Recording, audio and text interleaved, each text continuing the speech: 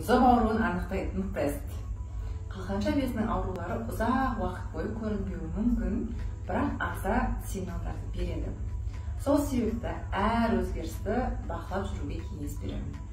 Дәл қазір сіздерге өте қарапайым бір тест жасап көрейік.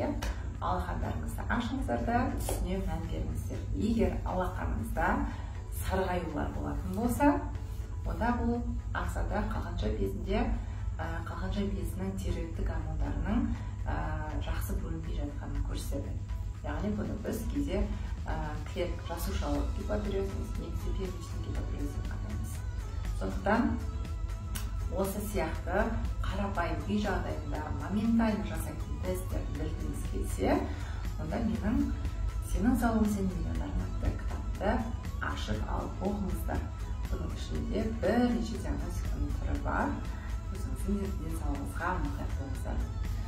Осы комментарийдің астына алақаныңыздың түсі қандай екенін жазып кетіңіздер.